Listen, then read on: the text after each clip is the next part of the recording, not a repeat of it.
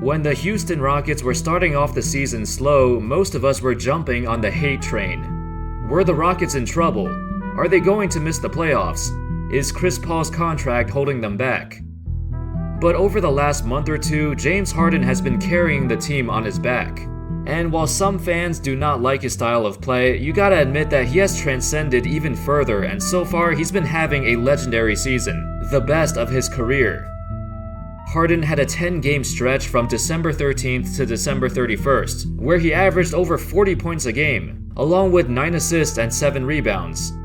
And recently, he just did it again, another 10-game stretch where he's averaging over 40 points. And then from January 14th to January 19th, he averaged 54 points a game across 3 games, shooting over 30 shots a game along with 19 free throws. More impressively, not a single one of his field goals were assisted in those 3 games. He literally did everything by himself. That's freaking insane. For the season, he's averaging 36 points per game, the highest average since Kobe Bryant's 2005-06 season. Despite Harden's dominance though, the perception of him is still pretty much the same. His game actually changed quite a bit compared to his previous seasons, which I'll talk about later, but the narrative is still the same. He's still drawing fouls the same way as before, he's baiting his defenders and sometimes initiates the contact by himself, and he's shooting more free throws than ever before. A lot of fans still don't like to watch him and still don't give him the proper respect, even though he's accomplishing something that we haven't seen in a long time. How's it going, ladies and gents? My name's Andy, and today we're gonna dive into James Harden's games and take a look at how he's been dominating and what he's been doing differently than before. What separates him from other superstars, and how can he get even better? To start things off, let's talk about that first. How does Harden score differently compared to, let's say, Steph Curry, for example? Well, the main thing is that most of Harden's points are created by himself. Most of his shots are unassisted. Only 12% of his 3-point field goals are assisted, and only 12% of his 2-pointers are assisted. Curry, on the other hand, 67% of his 3-pointers are assisted, and 46% of his 2s are assisted. So what does this mean exactly? Well, it doesn't necessarily mean that Harden's taking tougher shots, but having to create for himself more often usually trends that way. A lot of Curry's shots are very difficult too, even if they are assisted. But what these numbers do tell us is that Harden dominates the ball a lot more. He has a usage rate of about 40%, and if he maintains that for the rest of the season, he'll finish with the second highest usage rate in NBA history, only behind Russell Westbrook's 2016-17 season. It's also impressive that Harden's been able to carry the load and have the energy to dominate so many possessions, because one of his biggest problems before was the issue of fatigue. In the past couple years, it seems like he gets tired by the time the playoffs start, and I don't know if Harden can keep this up without getting exhausted. So what's different with Harden this season than in his previous seasons? The thing that sticks out is that for his career, about half of his 3-pointers were assisted, but this season only 12% of them are. And yet, he's still having the best 3-point shooting season of his career, hitting about 38% of his 3s on 13 attempts per game.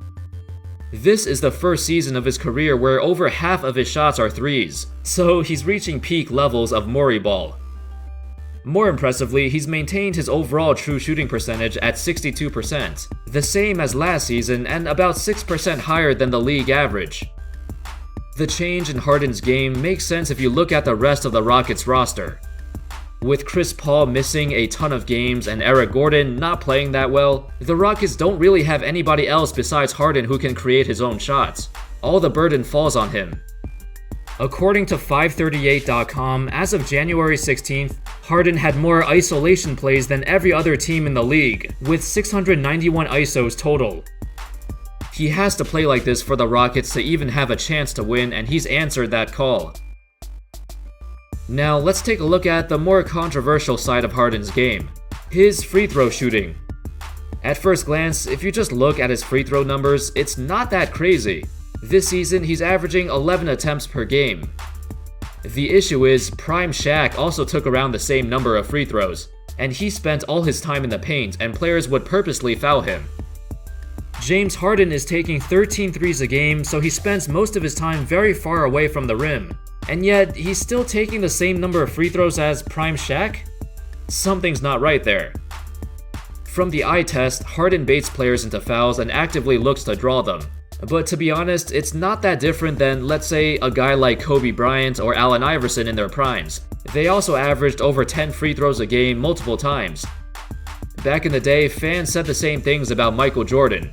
Players used to complain that if you breathe on Michael Jordan, it would be called a foul. This is nothing new, it's just that the way Harden draws his fouls gets annoying. He basically created what I like to call the lean-in three-pointer, where he uses his own teammate to draw a foul on the defender. Kinda like this. This is a move that Harden basically invented, and it's clear that he's looking for the contact. Last season, Harden drew more three-point fouls by himself than 28 other teams. In the season before that, he drew more than every single team. This season has been the same, although more and more players started to copy him. On his drives as well, he's very tricky and tries to bait players to swipe at his arms, and he makes it look like the defender initiates the contact. Most of the time, these are legit fouls. It's just hard to watch when players play for the foul instead of playing for the shot. Now, let's talk about turnovers. It's an issue, but it's not as big of an issue as people make it out to be. Harden is averaging nearly 6 turnovers a game, and he already holds the NBA record for most turnovers in a single season, which he set in 2017. Even though Harden is one of the best playmakers and passers in the league, his assist-to-turnover ratio is quite average, at about 1.5. Guys like Curry and Durant both have better assist-to-turnover ratios than Harden. Other superstars have significantly fewer turnovers, but when you consider Harden's insane usage rates and his incredibly low number of assisted shots, it makes perfect sense. Even LeBron James takes more assisted shots and does not create for his team as much as Harden does. On the defensive side of things, Harden is never going to make an all-defensive team, but he's nowhere near as bad as before. In previous years, he would have way more defensive lapses, but this season it's gotten better. Also, I should mention that the problem is mainly with Harden's perimeter defense. When he's guarding the post, he's actually very good. He's super strong and holds his own against taller players. Formerly, Harden was known to be a lazy defender, but this season he's near the top of the league in deflections. He's averaging 3.6 deflections a game, which is tied for third, right around the same number as Paul George. Now let's take a look at his best game of the season so far. On December 13th, the Lakers and Rockets had a showdown in Houston. I wanted to talk about this game for a couple reasons. At this time, the Rockets were 12-14, not doing too well. This game was the turning point for the Rockets season. It was the beginning of Harden's incredible streak as he carried them back into the playoff race. In this game, he recorded a 50-point triple-double, going 14 of 26 from the field and 18 of 19 from the free throw line. This was the quintessential James Harden game. A lot of fouls, a lot of drives, a lot of step-backs, a lot of turnovers, and by the end of the game, everybody hated him. The younger players on the Lakers just didn't know how to defend Harden, and they would constantly get their hands caught in the cookie jar. But regardless of the hate, Harden is unguardable. He has a real chance to win back-to-back MVPs. However, despite his greatness, the real question has yet to be answered. Can the Rockets actually win the championship this year? On paper, the roster does not look as good as last year, and Chris Paul's recovery is uncertain.